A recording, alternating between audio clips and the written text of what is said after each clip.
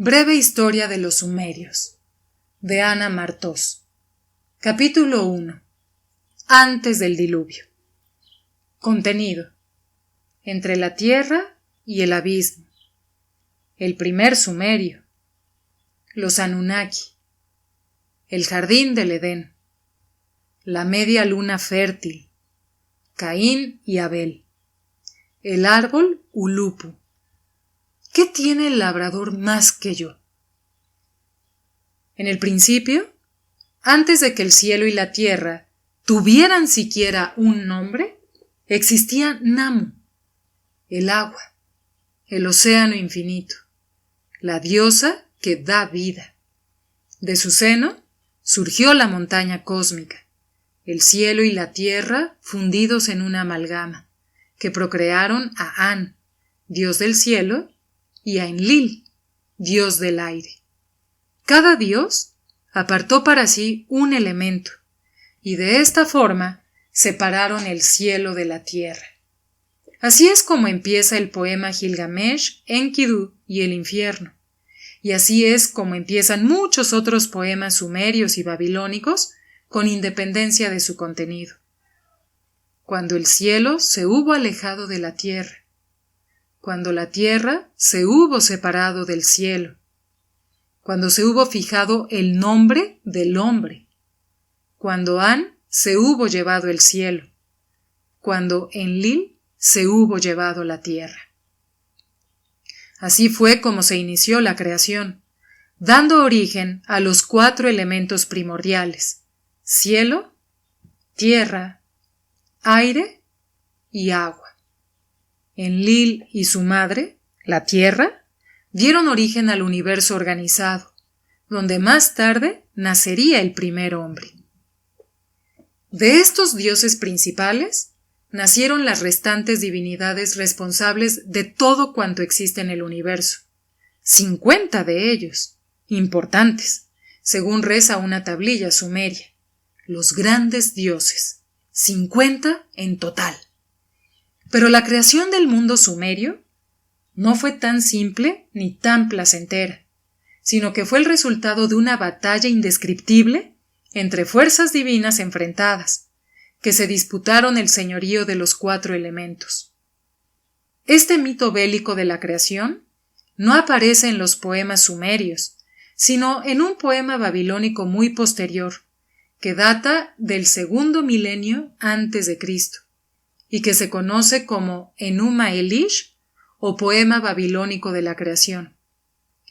En este poema aparece la figura de Marduk, un dios que los babilonios adoptaron de los nómadas del desierto y al que situaron a la cabeza de su panteón.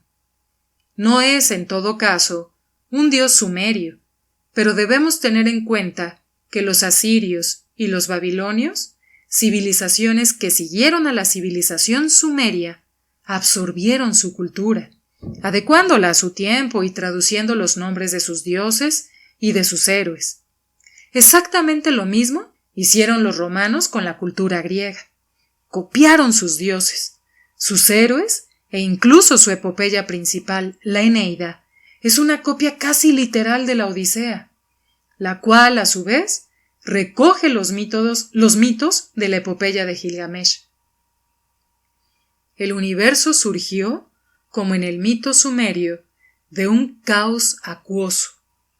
El dios de las aguas dulces, Apsu, unió su linfa con la diosa de las aguas saladas, Tiamat, dando vida a todos los dioses.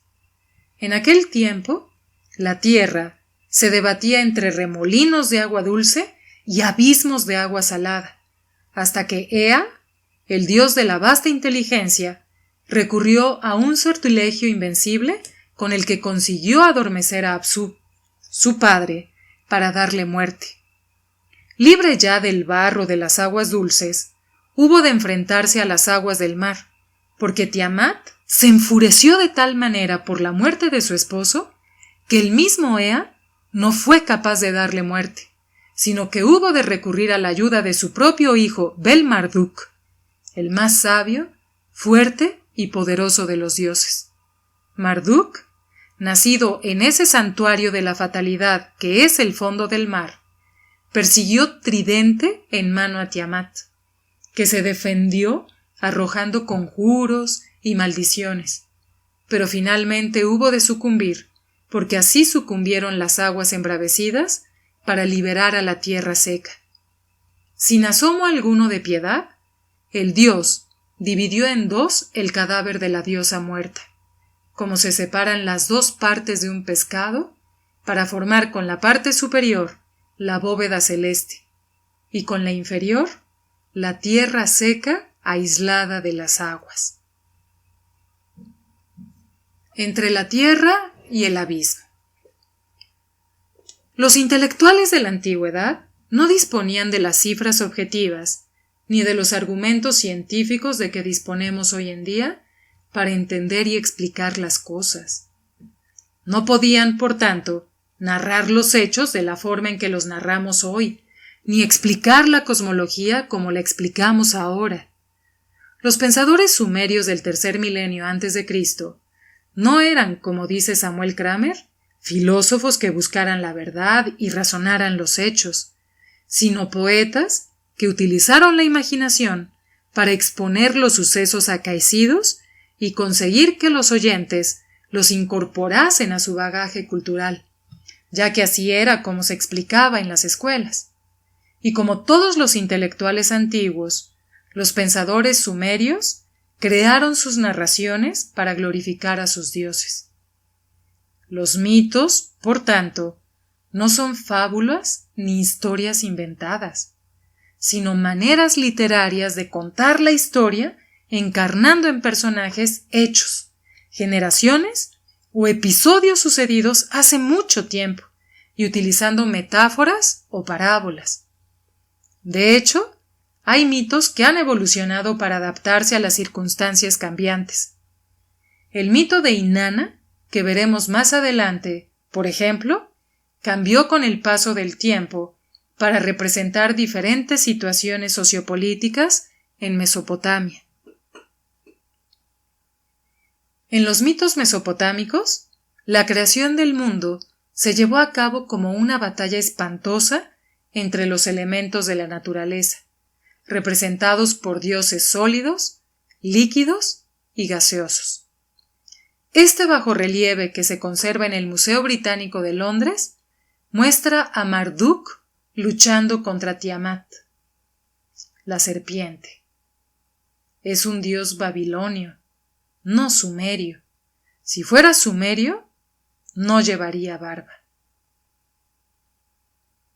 Otro ejemplo es el mito bíblico de Isaac, que representa la transformación de las costumbres del pueblo hebreo, el cual, como todos los pueblos semitas, sacrificaba a los dioses al hijo primogénito, pero una vez en contacto con los civilizadísimos egipcios, que no admitían sacrificios humanos, modificó su costumbre y empezó a ofrendar víctimas animales. En el mito, Abraham cambia a su hijo primogénito por un carnero. Los mitos de la creación sumerios y babilónicos narran la historia de Mesopotamia, que se inició hace 100.000 años, cuando los hombres prehistóricos se cobijaron en las numerosas grutas que ofrecen las montañas kurdas al norte de Irak, que fue el único lugar habitable hasta que finalizó el último periodo glacial y empezó a secarse la parte baja para formar una llanura. Los utensilios de piedra hallados en las cuevas de Barda Balka dan testimonio de su presencia. No fueron, sin embargo, los primeros en llegar. Grupos neandertales vivieron en las cuevas de Shanidar, en los montes Zagros del Kurdistán. Sometidos algunos esqueletos a la prueba del carbono 14, han sido datados entre 35 y 60.000 años de edad.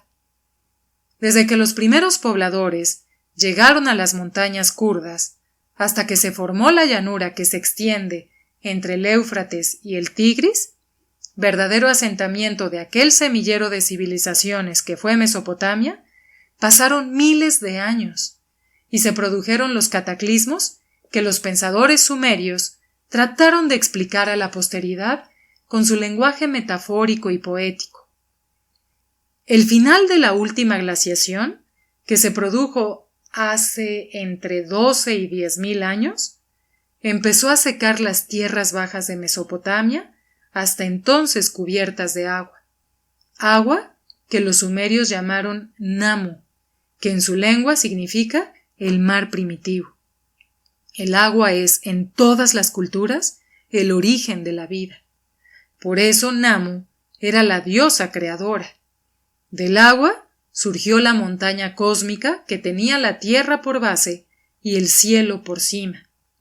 Enlil, cuyo nombre significa aire, viento, soplo, espíritu, el pneuma de los griegos, el espíritu de Jehová flotando sobre las aguas.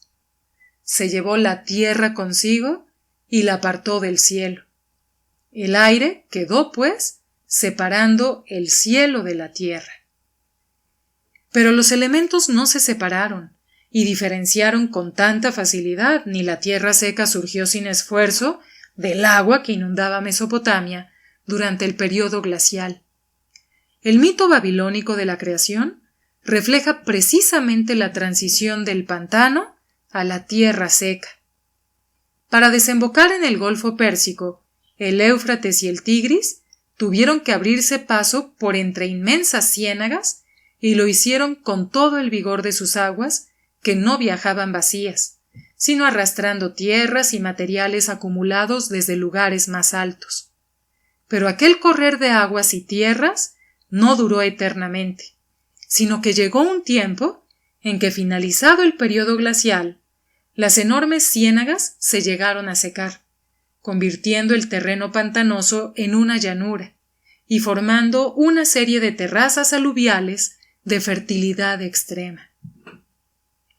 Esto no sucedió por casualidad, sino porque otros dos ríos, el Karu y el Wadi al-Batin, que desembocan también en el Golfo Pérsico, prácticamente uno frente al otro, arrastraron grandes cantidades de limo con el que se formó una barrera que impidió que los otros aluviones, los que traían consigo el Éufrates y el Tigris, llegaran al mar, por lo que quedaron en la albúfera, donde con el paso del tiempo se fueron depositando y elevaron el nivel de la tierra hasta convertir las aguas profundas en pantano y después en tierra seca.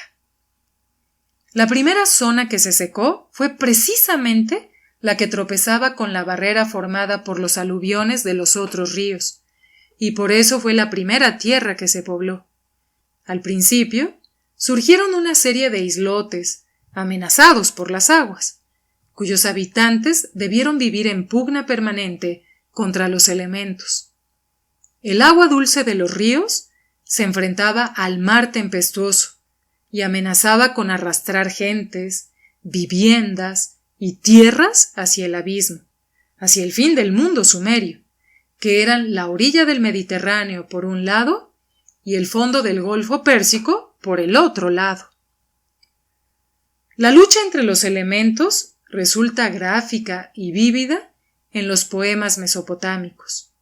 Marduk avanza precedido por huracanes y envuelto en relámpagos que iluminan su rostro, dotado de 4 ojos y 4 orejas, para verlo y oírlo todo, y sus labios se entreabren para dejar escapar ráfagas de fuego. Tiamat, que es el mar embravecido, le opone su ejército de serpientes monstruosas y seres horrendos por cuyas venas circula veneno en lugar de sangre.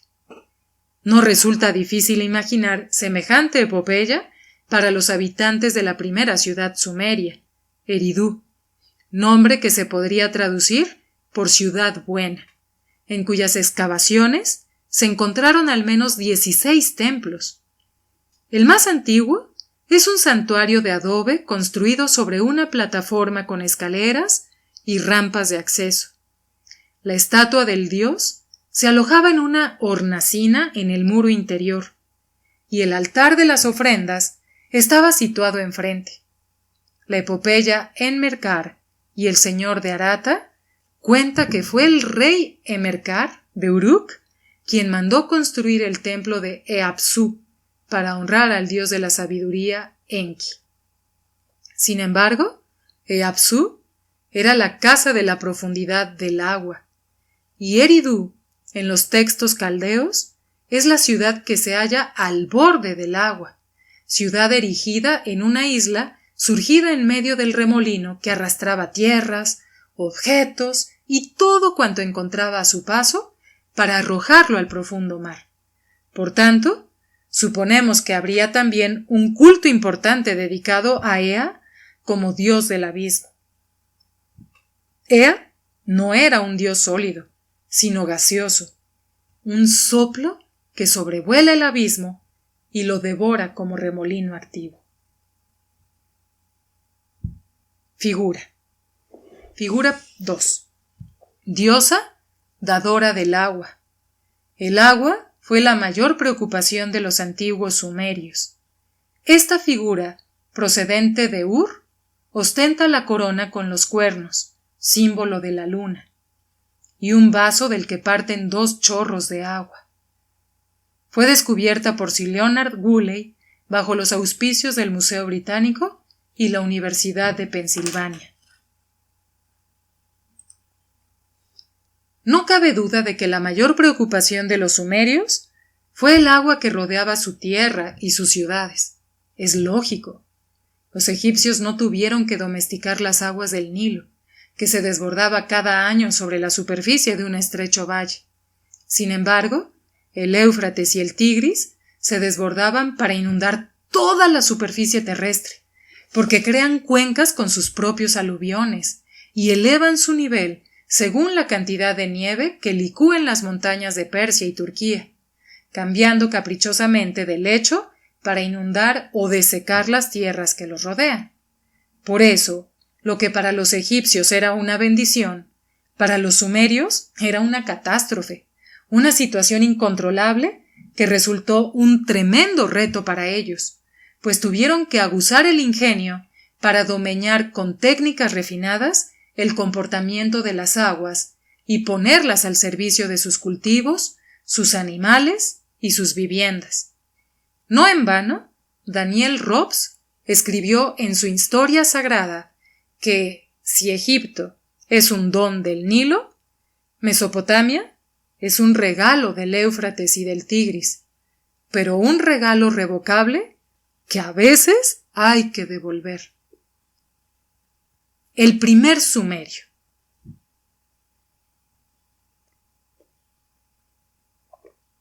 La historia de Babilonia que escribió, ya en el siglo III a.C., un sacerdote babilonio llamado Beroso, el caldeo, nos cuenta con todo detalle cómo fue el mundo sumerio antes del diluvio. Por Beroso, sabemos que el primer hombre se llamó Uana y recibió el apodo de Adapa, el sabio. Ea, el dios de la vasta inteligencia, adornó a Adapa con todas las cualidades, excepto la inmortalidad. El dios An, molesto con el género humano, quiso acabar con él y le ofreció el alimento de la muerte, pero Adapa, advertido por Ea, no quiso comer ni beber nada. Así, cuando Adapa habló a los dioses, y An, arrepentido de su mala intención, le ofreció el alimento de la vida eterna, Adapa lo rechazó. Con ello, perdió la oportunidad de ser inmortal. Pero también podemos echar una mirada a un poema más antiguo que el de Beroso, la historia de Atrahasis, un texto firmado por el escriba Nur Allá durante el reinado de Aminsaduga, de la dinastía amorrea de Babilonia, entre los años 1702 y 1628 a.C. Este texto cuenta que la diosa Gran Madre, la diosa del útero, Mami, creó al hombre como si de un ladrillo se tratara, mezclando arcilla con fango y colocando 7 pellizcos a la derecha y otros 7 a la izquierda de su matriz. Los separó con un ladrillo de barro y un cortador para el cordón umbilical. Transcurridos 10 meses lunares, la diosa abrió su útero utilizando una pala como las que se emplean para el horno de barro, y extrajo a los primeros 7 hombres del lado derecho y a las primeras 7 mujeres del lado izquierdo. Figura 3. El primer hombre en su carro tirado por asnos. En esta época aún no se conocía el caballo en Mesopotamia. Esta figura se halló en las excavaciones de Kish. Se encuentra en el Museo Field de Historia Natural de Chicago. Hay que hacer notar que antes de decidirse a crear a los primeros humanos, los dioses les acondicionaron la estancia terrenal, creando canales de regadío y zanjas para dirigir el curso de las aguas. Ya dijimos que para los sumerios nada hubo tan importante como el control del agua. De hecho, una de las condiciones de excelencia de su paraíso terrenal fue que allí nadie osaba desviar los canales. El número 7. El número 7 fue y sigue siendo un número mágico, ya que era el número de los planetas visibles: el Sol, la Luna, Mercurio, Venus, Marte, Júpiter y Saturno. En la antigüedad y en la Edad Media, muchas funciones estuvieron asociadas a la astronomía. Así, hay 7 días de la semana, 7 notas musicales, 7 pecados capitales y 7 virtudes en el cristianismo, 7 demonios en Mesopotamia y 7 trompetas en el Apocalipsis judeo-cristiano. Los antiguos dividieron también el cuerpo humano en 7 partes. Los templos budistas tienen 7 pisos. El infierno sumerio tenía 7 puertas. Este mito tiene también su vertiente anatómica, ya que el útero de las conejas y otros animales tiene 7 cavidades. Los médicos antiguos no estudiaron la anatomía humana en cadáveres por respeto a los muertos, y se conformaron con disecar animales, sobre todo cerdos, por ser el que más se parece interiormente al hombre. Galeno aseguró que el útero femenino tiene 7 cavidades, y así lo describieron los médicos medievales hasta que se realizaron las primeras disecciones humanas ya en el siglo XIII. Siguiendo nuestro camino hacia atrás, busquemos un mito más antiguo para conocer cómo y por qué los dioses sumerios decidieron crear al primer hombre. La creencia que prevalecía entre las gentes de Eridu, la ciudad más antigua, era que el primer hombre había sido creado por la diosa Gran Madre, quien utilizó arcilla amasada con saliva y sangre de un dios al que Ea, el de la vasta inteligencia, hizo morir previamente, un redentor que dio su vida por el hombre, aunque probablemente de forma involuntaria. Pero en este mito antiguo, los dioses no crearon al hombre para que se solazara reinando sobre el resto de la creación, sino para que trabajase para ellos. Cuando los dioses principales crearon a los Anunnaki, dioses de segundo orden que descendieron del cielo a la tierra, estos desconocían la agricultura, no sabían cómo hacer pan ni cómo vestirse, por lo que comían mordiendo las plantas igual que carneros y bebiendo agua de un foso. Figura 4. Los primeros brotes urbanos que surgieron en Mesopotamia fueron Jarmo, en la Alta Mesopotamia, al pie de los montes Zagros, y el Obeid, en la Baja Mesopotamia, cerca del Golfo Pérsico. Pero los mitos sumerios mencionan otras 5 ciudades creadas directamente por los dioses antes del diluvio. Previamente, los dioses se habían molestado en crear hermosas granjas con ganado que producían leche, pero los Anunnaki no sabían manejarlas. Así, decidieron crear hombres que los sacaran de aquella situación y gestionaran para ellos los recursos de la tierra.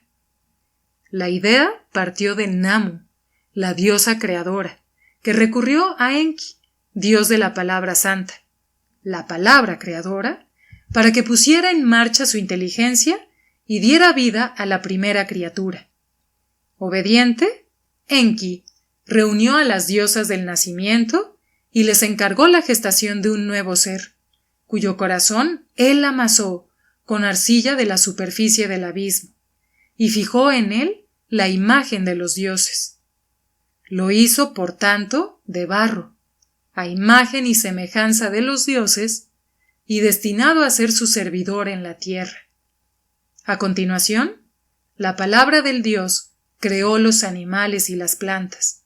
Por último, fundó 5 ciudades santas que le fueron consagradas, y dio cada uno de ellas a un rey para su gobierno. La primera fue, naturalmente, Eridu, a la que siguieron Bath-Tibira, Larak, Sipar y Shurupak, la ciudad del diluvio. Los Anunnaki.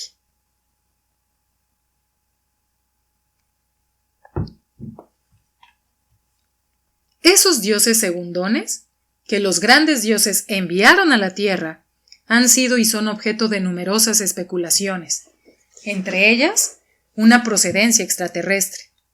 Pero el mito sumerio deja bien claro que no fueron precisamente los maestros llegados de un lugar más adelantado para enseñar a los hombres lo que no sabían, sino unos individuos retrasados que ni siquiera sabían utilizar sus manos para comer.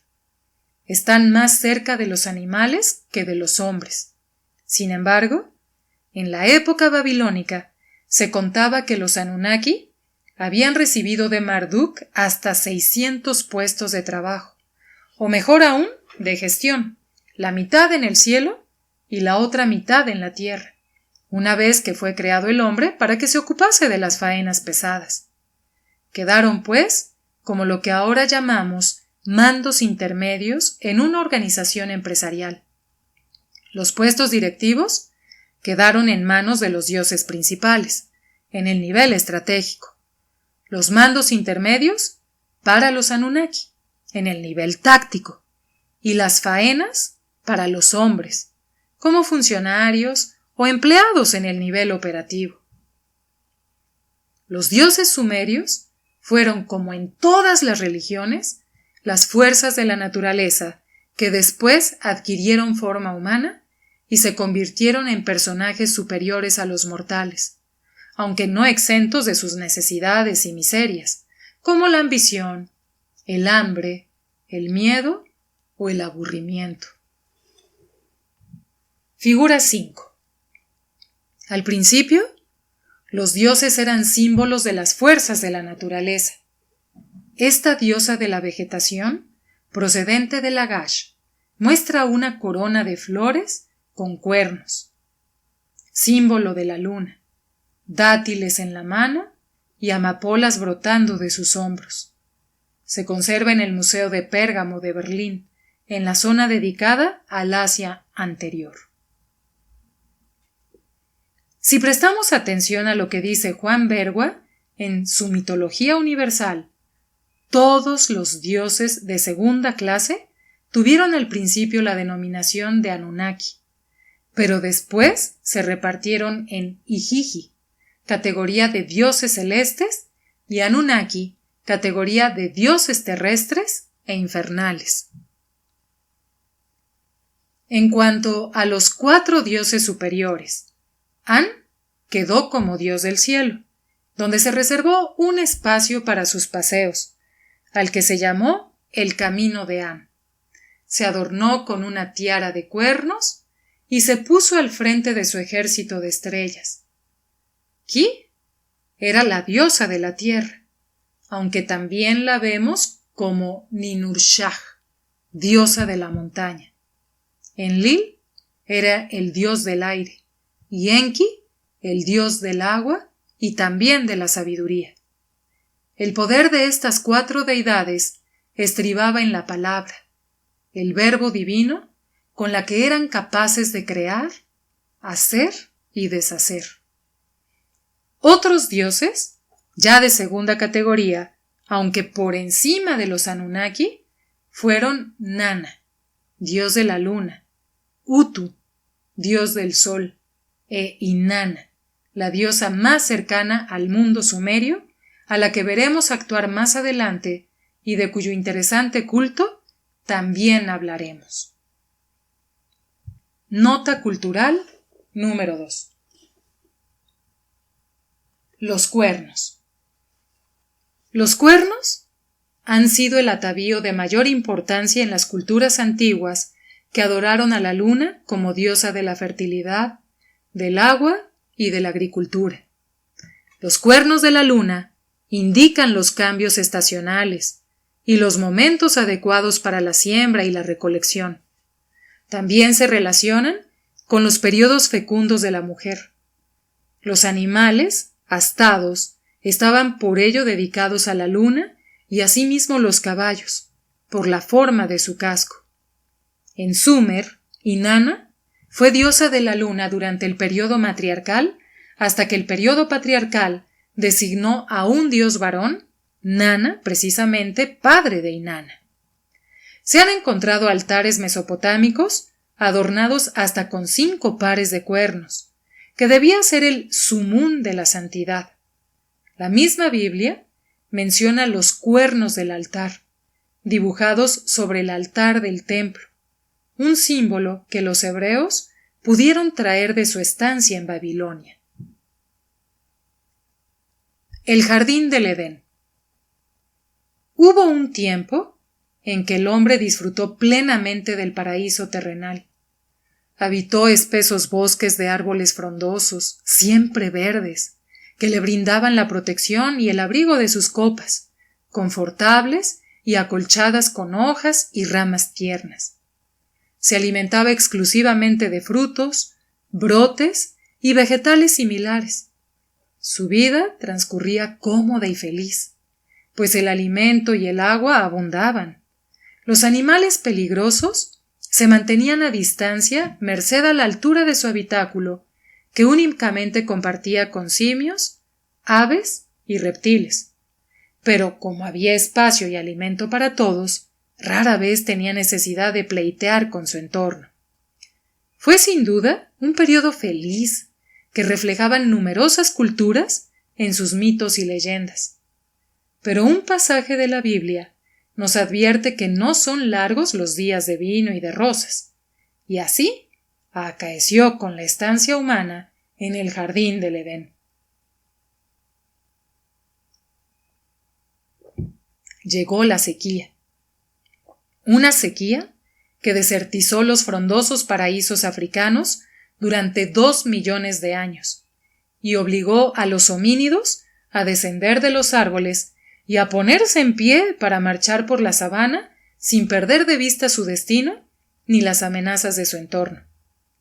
En busca de otro Edén, caminaron durante siglos, recorriendo la sabana y adaptándose a un nuevo mundo repleto de peligros e incomodidades.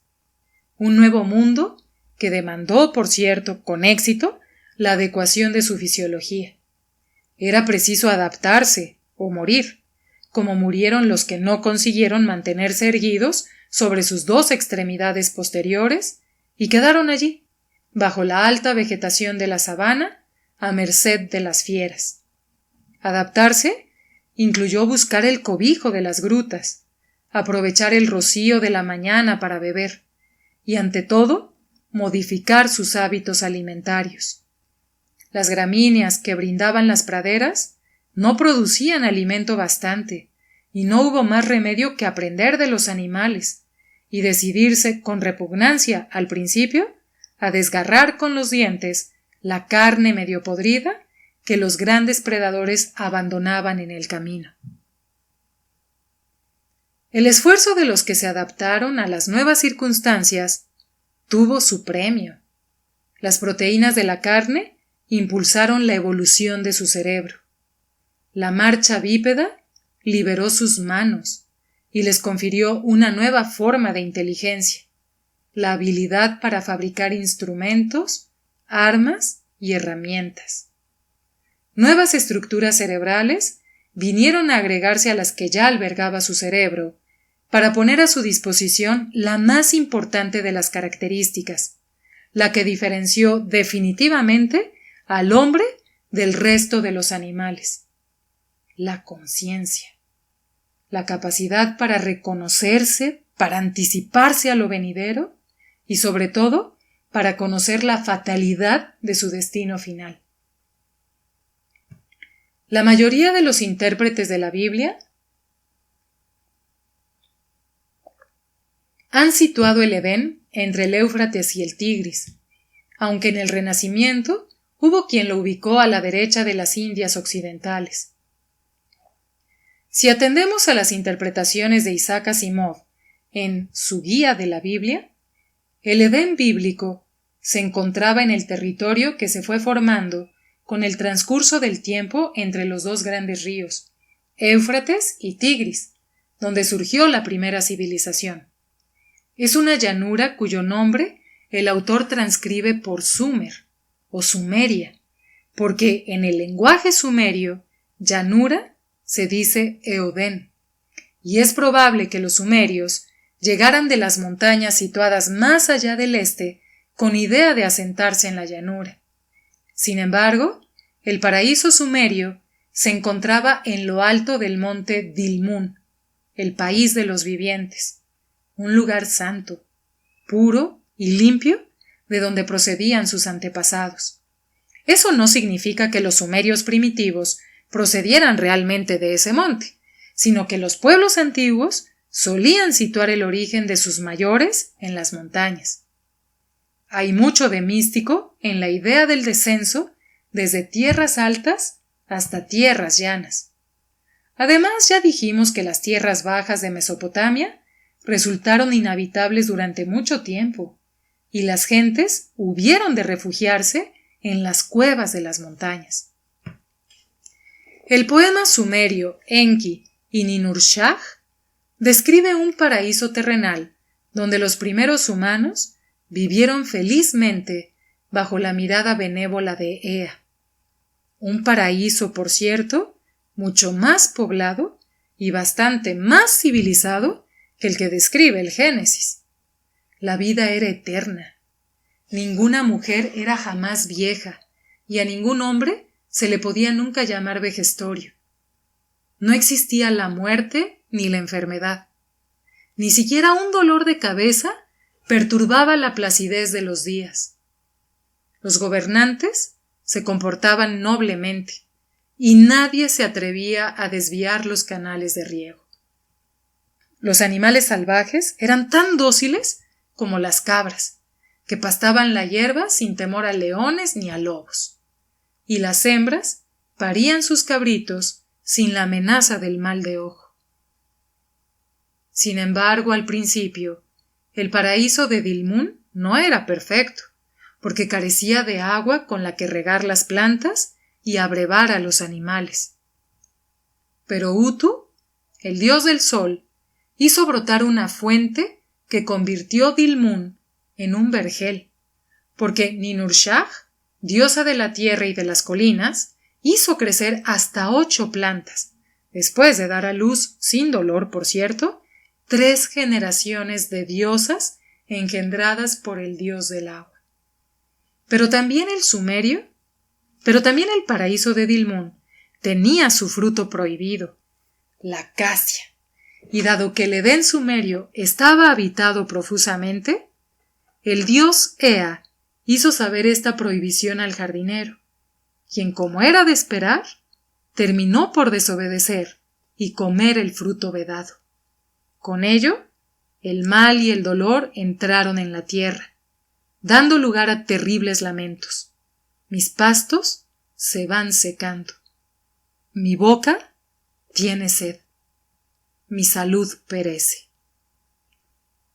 El mito del paraíso perdido es similar en todas las culturas y viene a reflejar el nacimiento de un nuevo sentimiento que se instaló en el espíritu humano.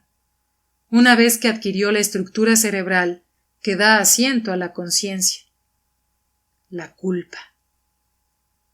No sabemos quién fue el primer hombre que se sintió culpable y merecedor de un castigo divino, pero sí sabemos que todas las culturas reflejan, de uno u otro modo, la cólera de la deidad que, en castigo a la desobediencia o la maldad del hombre, le priva para siempre del paraíso, extendiendo este castigo a toda su descendencia. Luego vendrá algún Dios Salvador a ofrecerle una promesa de vida eterna, pero en principio muchos mitos coinciden en describir la pérdida de aquel estado de bienestar propio de la inocencia del homínido, disfrutando de su selva ubérrima. Recordemos también la maldición que pesó sobre Eva al ser expulsada del Edén: parirás a tus hijos con dolor. Un mito que explica cómo la mujer empezó a parir con dolor cuando se irguió sobre sus extremidades traseras, y para mantener el equilibrio en la posición erecta, su pelvis se tuvo que estrechar. Nota cultural número 3. El surgimiento de las religiones. Parece que el ser humano nació en África. En cualquier momento se pueden descubrir vestigios que sitúen su origen en otro lugar del mundo, pero por ahora los restos de nuestros antepasados más antiguos proceden de África y tienen casi 7 millones de años. Es más, sabemos que hace 6 millones de años había allí homínidos bípedos con dientes humanos, concretamente en Kenia. Hace 2 millones de años que el Homo habilis abandonó su paraíso terrenal, salió de África y se dispersó por el resto del mundo. Era un tiempo en que los continentes no estaban tan separados como para no poderlos alcanzar a pie o utilizando algunos inventos rudimentarios, como balsas fabricadas vaciando troncos de árboles para atravesar los brazos de mar profundos. En no mucho tiempo, el Homo habilis fue Homo sapiens, porque la evolución de sus estructuras cerebrales no se detuvo en la habilidad manual, sino que le dio capacidad para plantearse preguntas, para buscar respuestas, para saber, intelectualmente, que su fin es la muerte. Pero no para saberlo de forma instintiva, cuando ya el fin está próximo, como lo saben los animales, sino para saberlo con certeza desde el momento en que alcanza el uso de su raciocinio. La seguridad de ese destino y la búsqueda incesante de respuesta a la mayor de las preguntas llevó sin duda al Homo sapiens a respetar y venerar a sus muertos, a esperar una vida ultraterrena y a confiar en poderes sobrenaturales. Juan Vergua distingue 5 horizontes religiosos iniciales que acompañaron el desarrollo económico y social de la humanidad. Maná es una idea imprecisa y mágica, propia de las tribus de cazadores. Animismo son las fuerzas naturales concretadas en espíritus benéficos o maléficos, como los dioses ríos o las diosas vegetales. Es propio de las tribus de cazadores-recolectores más adelantados. Horizonte agrícola son las fuerzas fertilizantes de la naturaleza, como el agua o la luna. Es propio de los primeros agricultores. Politeísmo son las fuerzas naturales personificadas en dioses antropomorfos, como los dioses griegos. Es propio de pueblos que viven en ciudades. Monoteísmo es un intento de apartar a la deidad de las miserias y fallos del antropomorfismo. Es propio de grandes fundadores como Akenatón o Moisés. La media luna fértil. Hemos dicho que la última glaciación terminó hace entre 10 y 12.000 años. El resultado fue decisivo para que tuviera lugar lo que se ha llamado Revolución Neolítica. Hasta entonces, el clima era terrible, y los hombres se refugiaban en cavernas, o imitando las construcciones de las aves, en cabañas construidas con piedras y ramas.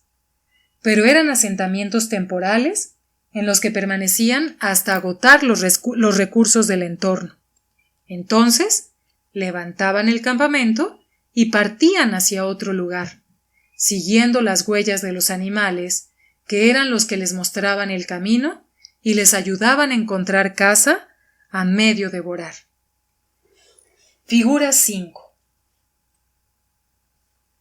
La primera civilización surgió en una franja de tierra que se curva en forma de media luna en cuarto creciente, desde el Golfo Pérsico al Mediterráneo, y que conocemos como el creciente fértil. El final de la glaciación elevó la temperatura entre 5 y 10 grados, lo que modificó la fauna y la flora de todos los continentes. En pocos milenios, el cambio climático generó condiciones óptimas para el descubrimiento de la agricultura. Es más que probable que una de aquellas mujeres que quedaban en el poblado al cuidado de sus hijos, demasiado dependientes para poderlos dejar solos y salir a cazar, hundiera una semilla en la tierra húmeda y comprobara que germinaba antes que las simientes caídas casualmente al suelo.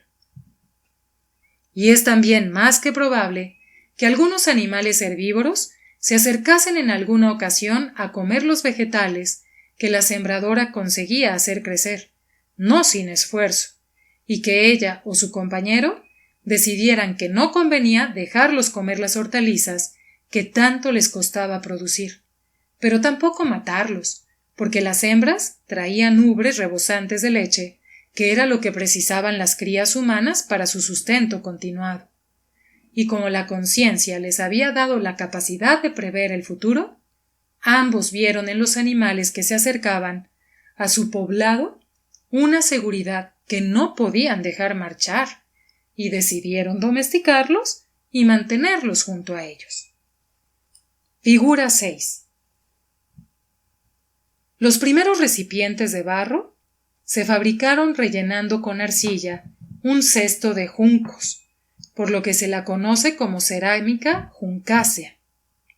Este jarro de 4 patas tiene unos 8.000 años y se encuentra en el Museo de las Civilizaciones de Anatolia, en Ankara, Turquía. Asimismo, cabe la posibilidad de que alguna madre que había imitado los nidos de las aves para construir un cestillo de juncos en el que transportara a sus hijos, lo dejara caer sobre el barro y lo pusiera a secar al sol, o, aún mejor, cerca del fuego, y comprobara que el recipiente quedaba perfecto para trasladar agua o leche. Y como ya habían aprendido a embellecerse con adornos de concha, de hueso y de dientes, es muy posible que ellas o ellos decidieran también ornamentar las vasijas, y con vistas a futuros intercambios, producirlas a gran escala para cambiarlas por otro tipo de objetos. Todo esto se inició en lugares propicios para el asentamiento estable de clanes y tribus, en zonas fértiles, con agua abundante, con una temperatura agradable y unas condiciones idóneas para la producción vegetal y animal. No hubo un único lugar perfecto para el surgimiento de las primeras sociedades agrícolas, sino al menos 5: China, México, los Andes, el sudeste asiático y el que se ha revelado como el más antiguo de todos, una franja de 1.500 kilómetros de longitud que se curva en forma de media luna en cuarto creciente, desde el Golfo Pérsico al Mediterráneo, una región privilegiada que fue el inicio de la civilización y que conocemos como el creciente fértil. Nota cultural número 4. El inicio de la agricultura.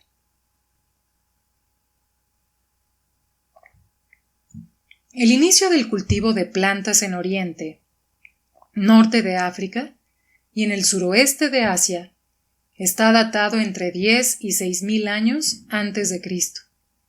La mayor parte de las formas silvestres de nuestros cereales proceden de Oriente Próximo. En Palestina se encontraron cuchillos de siega con mango de hueso y dientes de sílex. También, y junto con resto de carbón vegetal, se encontraron objetos similares cerca de Jarmo, en Mesopotamia, con huellas de actividad agrícola de un poblado que floreció hace más de 7.000 años. No había lluvias aseguradas, pero el suelo era llano, y las montañas almacenaban nieve en invierno para verterla después en los ríos que desembocaban en el Golfo Pérsico. Son el Éufrates y el Tigris, y la tierra que ambos riegan y fertilizan, tierra entre los ríos, se llamó Mesopotamia. Esa tierra entre los ríos ocupa la zona oriental y el arco superior de la media luna. La parte occidental es hoy Siria, pero en los tiempos bíblicos se llamó tierra de Canaán. Caín y Abel. El mito de Caín y Abel describe lo que sucedió durante la llamada Revolución Neolítica, que se caracterizó por un cambio radical en el régimen de vida de la mayoría de los pueblos. Pasaron del nomadismo o seminomadismo al sedentarismo, y de la recolección y la caza a la agricultura y a la ganadería. Los pastores nómadas no eran precisamente letrados. Si alguien escribió historias antiguas, fueron indudablemente los agricultores sedentarios, más civilizados, que contaban con orden y organización, y tenían a los nómadas por bárbaros salvajes, crueles y sanguinarios. ¿Cuál no sería el pánico de los agricultores cuando vieran llegar a los pastores nómadas arreando sus rebaños, arrasando sus cosechas y destruyendo sus bienes? En el mito de Caín y Abel, el pastor asesina al agricultor porque envidia su producción y su forma de vida, y después corre a ocultarse al este del Edén. Si el Edén bíblico era Sumer, Caín se refugió en Elam, al suroeste de lo que hoy es Irán, donde se desarrolló una civilización paralela, aunque inferior en progreso a la de los sumerios. En el mito sumerio de Caín y Abel, es Elam quien ataca a Sumer, siendo los elamitas malvados y crueles, y los sumerios bondadosos y justos. Estas historias son desde luego subjetivas, porque ya dice Isaac Asimov que si leyéramos la versión elamita, el mito representaría la maldad de los labradores agrediendo a pastores inocentes para arrebatarles sus tierras de pasto y convertirlas en sembrados. Figura 7. Diosa sentada. Es una de las primeras representaciones de la diosa Gran Madre, procedente del asentamiento de Catalhuyuk, Anatolia. Está datada en la primera mitad del sexto milenio antes de Cristo y se halla en el Museo de las Civilizaciones de Anatolia, en Ankara, Turquía. Lo que sabemos con certeza es que el agricultor sedentario venció al nómada y que en menos de 1.000 años la revolución neolítica que se inició en el Próximo Oriente se había propagado por todas partes y solamente quedaban nómadas en algunas zonas. Las frágiles chozas aptas para la vida seminómada se convirtieron en viviendas estables, formando aldeas y poblados, cada una de las cuales mantenía sus huertos y sus cercas para el ganado, así como zonas próximas reservadas para el enterramiento de los muertos.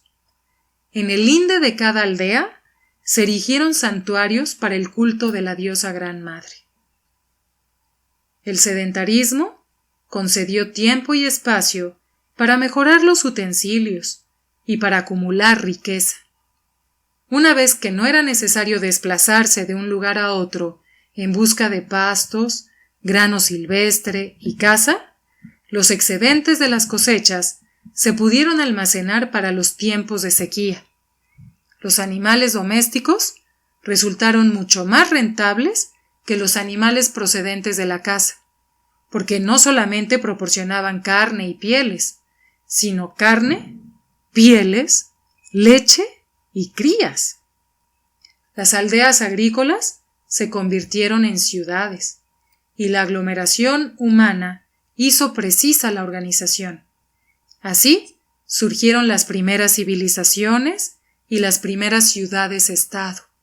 Sus gentes, una vez que se hubieron liberado del trabajo de la caza y la recolección, dispusieron de tiempo para aprender y especializarse en determinadas faenas, convirtiéndose en artesanos, y otros, que no participaban de las tareas comunes, pudieron dedicarse a crear industrias auxiliares para la agricultura. Así, se formó una nueva sociedad agrícola y comercial, puesto que los excedentes de producción pudieron almacenarse para cubrir tiempos de escasez o bien para intercambiar artículos y objetos con otros pueblos.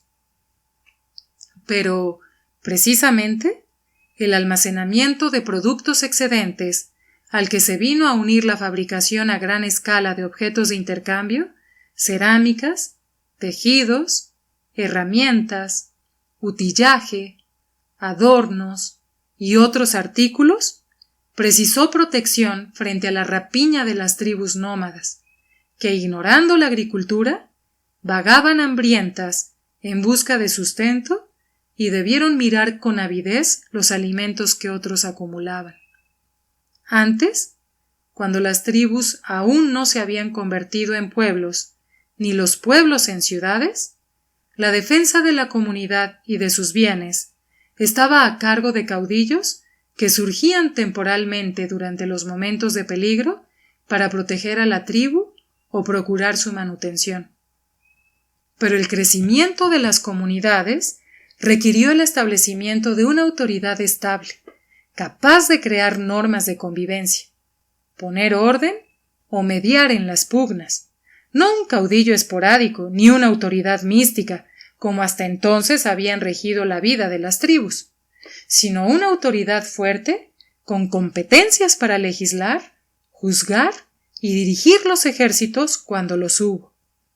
Un caudillo con derechos procedentes de la creencia generalizada de que son los dioses quienes le han otorgado el liderazgo del pueblo. Y puesto que está ahí, con el beneplácito de los dioses, el líder es asimismo el intermediario entre el pueblo y la deidad. Así surgieron los reyes, individuos más cercanos a los dioses que los restantes humanos, y capaces de dar mayor eficacia a los ritos y ceremonias religiosos. Reyes por la gracia divina. Lo que sabemos con certeza es que el agricultor sedentario venció al nómada y que, en menos de 1000 años, la revolución neolítica que se inició en el Próximo Oriente se había propagado por todas partes, y solamente quedaban nómadas en algunas zonas.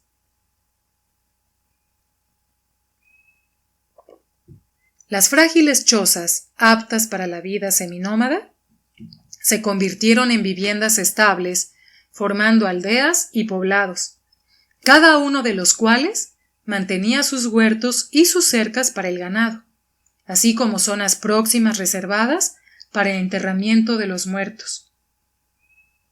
En el linde de cada aldea se erigieron santuarios para el culto de la diosa Gran Madre.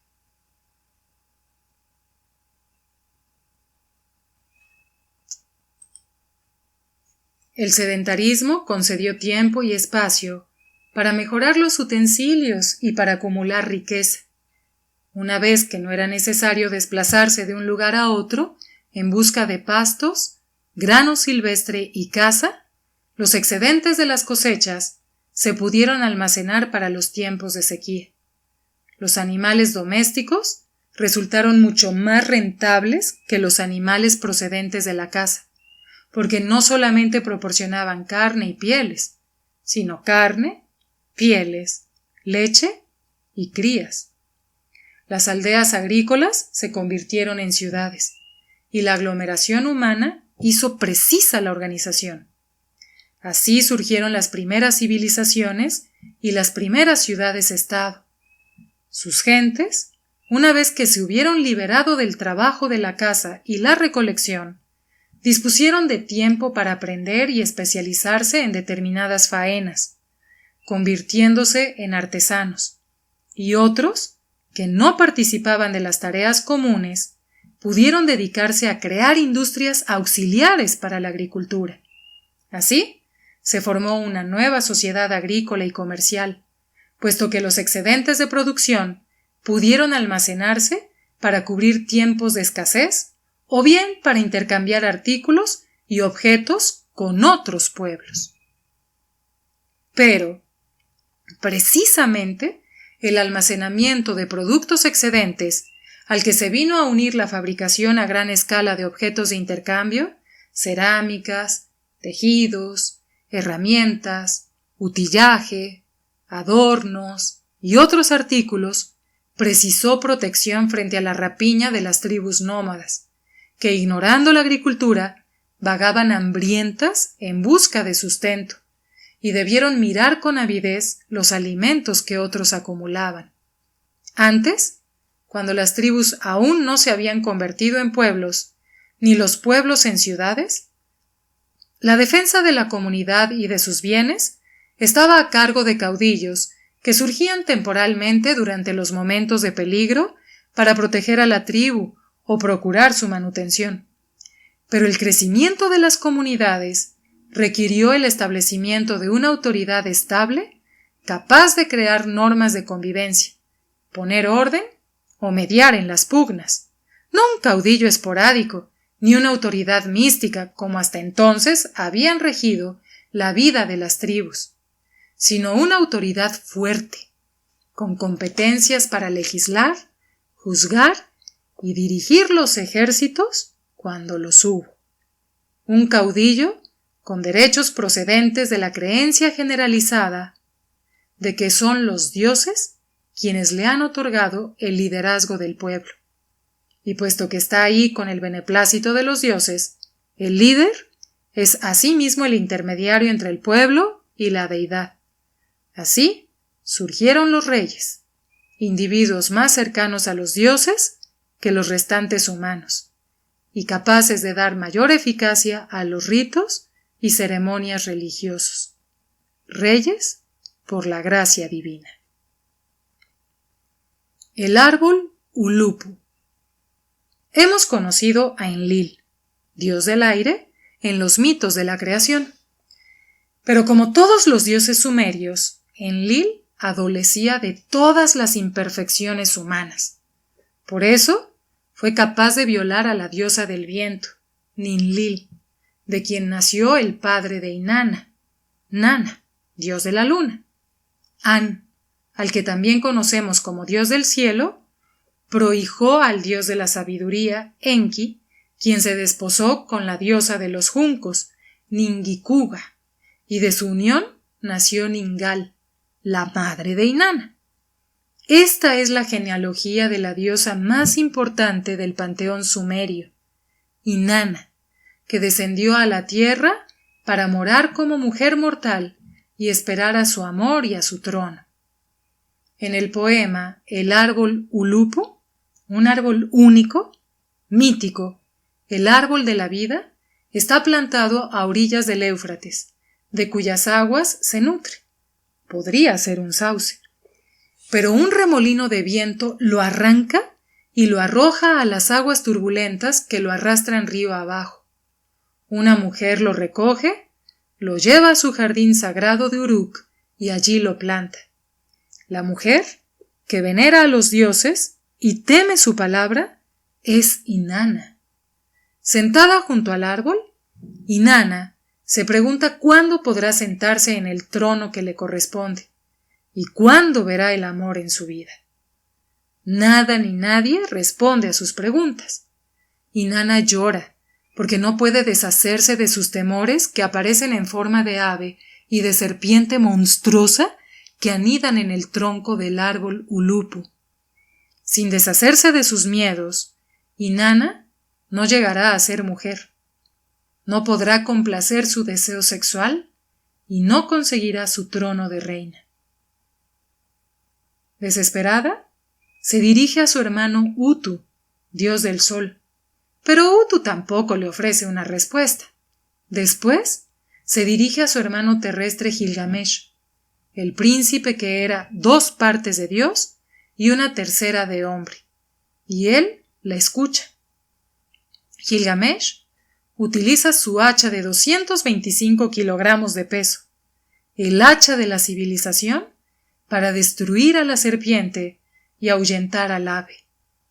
Después de acabar con los seres monstruosos que conforman los temores de Inanna, emplea de nuevo el filo de su hacha de la civilización para cortar el árbol y tallar para su hermana un trono. En recompensa, ella talla con las raíces del árbol objetos para su hermano Gilgamesh, objetos que son emblemas de realeza, pero Gilgamesh no sabe utilizarlos y los pierde. Es un hombre jactancioso y prepotente, cuya conducta hace llorar a las mujeres de Uruk. En consecuencia, la tierra se abre para tragar los dones que le hizo la diosa y que él no ha sabido merecer. Inanna alcanza su categoría de mujer completa y Gilgamesh muestra su calidad de héroe. En este poema, ambos han crecido a costa del árbol, que es arrancado de nuevo y muere para convertirse en los objetos deseados por Inanna y por Gilgamesh. Figura 8. Dumuzi, protegido por Inanna, lucha contra un león. Todos los héroes antiguos tuvieron que realizar grandes hazañas para demostrar su valor. Aquí Dumuzi nos recuerda al Heracles griego, cilindro sello de lápiz-lazuli que se conserva en el Museo del Estado de Berlín. Inanna inicia pues su reinado sentada en el trono tallado del árbol, dueña de su plena conciencia y gozando de total comprensión de la vida y de la muerte. Entonces es cuando puede visitar al dios de la sabiduría, su abuelo Enki, para recibir el poder. Después se dirige a su hermano mayor, Utu, dios del sol, para preguntarle con quién debe desposarse. Su hermano le ofrece a Dumuzi, el pastor, pero ella se niega porque quiere un labrador. El pastor Dumuzi tiene un rival, el labrador Enkidu, que también aspira a la mano de Inanna. El labrador, él es el hombre de mi corazón. Vemos aquí de nuevo el mito de Caín y Abel, el conflicto entre los pastores y los agricultores, los sumerios y los acadios, que terminan por unirse en un único país, fusionando culturas, etnias y costumbres. Como en todas las religiones, los dioses y los mitos evolucionaron con los cambios sociales y políticos. Hubo un Dumuzi sumerio primitivo, agrícola, que representaba la fuerza del grano y que se unía a Inanna, diosa de la fertilidad. Posteriormente, en tiempos de los acadios, Dumuzi se politizó y se hizo pastor para reunir en una pareja el poder de los pastores acadios y la reina del cielo sumeria. Incluso más adelante apareció una nueva versión del poema de Inanna en el que Dumuzi no tiene rival alguno. No hay labrador que le dispute el amor de la diosa. Para señalar la igualdad social de pastores y agricultores, el dios Utu trata de convencer a Inanna de que Dumuzi, el pastor, puede ser bueno para ella, tan bueno como el agricultor, porque le ofrece crema y leche fresca, y su boca pronuncia dulces palabras. Ella insiste en que su ropa huele mal, es burda y de lana, mientras que el labrador cultiva lino para sus vestidos y cebada para su mesa. Finalmente, Dumuzi toma la palabra y la convence. La fusión del pastoreo, acá, con la agricultura, Sumer, reaparece en las preguntas que Inanna plantea a Dumuzi. Si él es pastor, ¿quién va a arar su vulva? ¿Quién va a labrar su altiplano? ¿Quién va a surcar su tierra húmeda?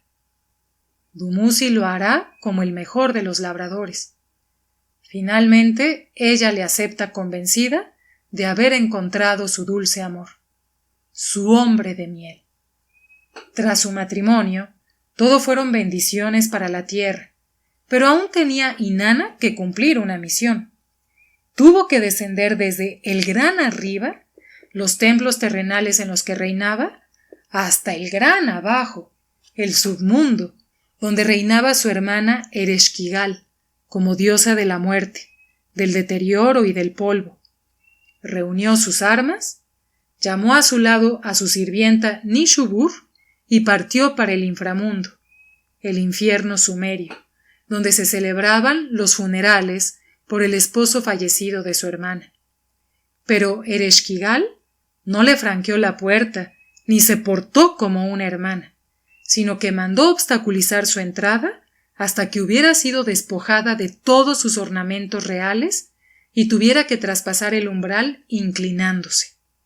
Con engaños, los sirvientes del lugar de donde no se vuelve la fueron despojando de sus vestiduras y adornos, y la hicieron entrar, desnuda e inclinada, ante el salón del trono, donde la recibieron los jueces del submundo que la condenaron a muerte.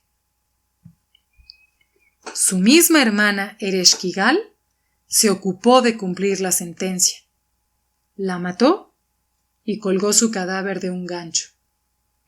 Allí permaneció 3 días y 3 noches hasta que su fiel acompañante, Ninshubur, puso en conocimiento del dios Enki, el abuelo de Inanna, lo que había sucedido. Este preparó alimento de vida y agua de la vida con los que regar el cadáver de Inanna y hacerla resucitar. ¿Pero nadie puede regresar de los infiernos? Quien va a la ciudad sombría, allá se queda.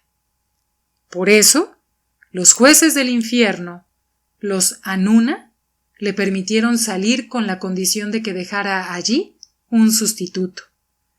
Nadie asciende del inframundo inadvertido. Si Inanna desea retornar del inframundo, debe suplir con alguien su lugar. A todo esto, Dumuzi se había comportado de manera desleal, ocupando el trono de Inanna. No solamente no se preocupó por ella, sino que cuando ella regresó a la vida, la recibió con frialdad. Por eso, Inanna señaló a Dumuzi para que ocupase su lugar. Inanna clavó en Dumuzi el ojo de la muerte. Habló contra él la palabra de ira. Exclamó contra él el grito de culpa. Lleváoslo. Llevaos a Dumuzi. Él se quejó a Utu, su cuñado, y éste, conmovido por sus lágrimas, le permitió escapar convirtiendo sus pies en pies de gacela. Dumuzi se refugió junto a su hermana, Geshtinanna, pero los seres infernales le persiguieron y lo llevaron al inframundo, asolando sus posesiones. La mantequera estaba vacía. No había leche para verter. La copa estaba quebrada. Ya no había Dumuzi. Mientras, Inanna lloraba la ausencia de su esposo, no obstante haber sido ella misma quien lo ofreció a los jueces del submundo. También la madre y la hermana de Dumuzi lloraban su muerte, pero no sabían dónde encontrarlo.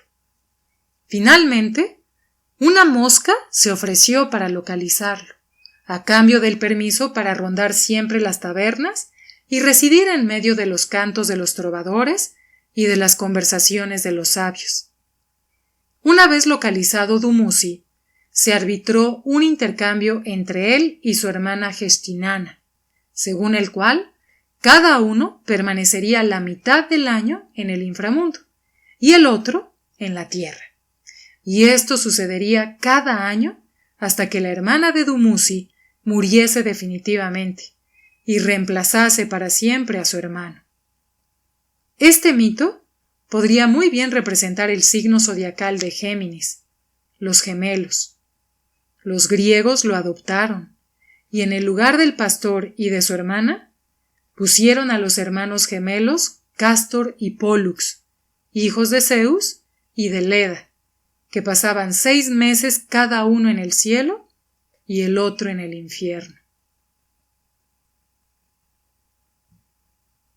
¿Qué tiene el labrador más que yo? Hemos visto que el poema anterior aporta una solución al conflicto que se planteó en la antigüedad entre los pastores y los agricultores.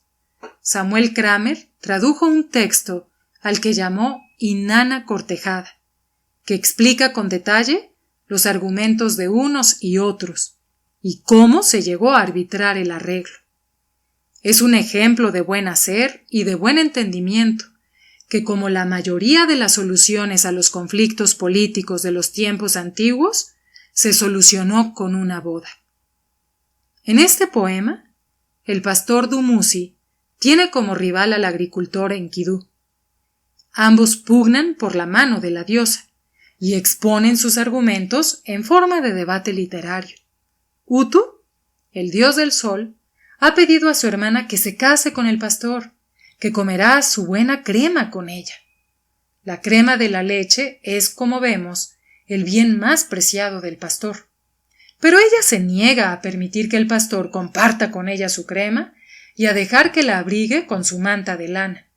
Prefiere al labrador, que hace crecer las cosechas y produce grano en abundancia.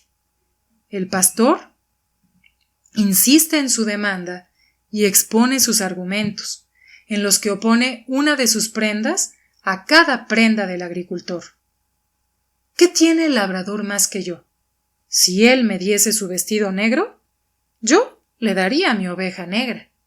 Si él me diese su capa blanca, yo le daría a cambio mi oveja blanca. Si él escanciara su mejor cerveza, yo le escanciaría mi mejor leche amarilla. Si él me diese su buen pan, yo le daría mi queso de miel a cambio. Cuando yo hubiese comido, le dejaría mi crema sobrante. ¿Qué tiene más que yo el labrador?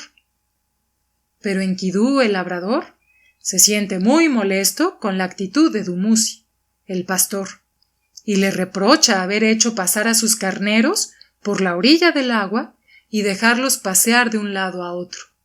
Con su paseo, los carneros pudieron pisotear las tierras labradas del agricultor. Más adelante, veremos la importancia que para los sumerios tenía mantener la tierra cultivada lisa y llana y a salvo de las pisadas de los animales. Finalmente, ambos contendientes hacen las paces. El primero en ceder es Enkidu, que empieza por ofrecer sus bienes a los rebaños del pastor. Por mis tierras cultivadas, puedes dejar que vaguen tus carneros. En los campos de Uruk pueden comer el grano. Deja que tus cabritos y tus corderos beban el agua de mi canal. El pastor queda rendido ante semejante ofrecimiento, y puesto que ya ha convencido a la diosa para que se case con él, invita al labrador a su boda para que asista como amigo. El generoso labrador asegura que acudirá llevando los mejores presentes. Te traeré trigo, te traeré guisantes, te traeré lentejas. Figura 9. El mito de Caín y Abel se ha representado en muchas culturas como símbolo del conflicto que surgió entre agricultores y pastores. Esta placa de marfil paleocristiana sobre la historia de Caín y Abel se conserva en el Museo del Louvre en París. Termina la disputa no solo con la constancia de la generosidad del labrador, sino con el convencimiento de su capacidad para perder sin rencores. Así, queda sellada la paz entre nómadas y sedentarios, entre pastores y agricultores. La boda de Inanna pone fin a la antigua querella, al menos en la intención de los autores del poema.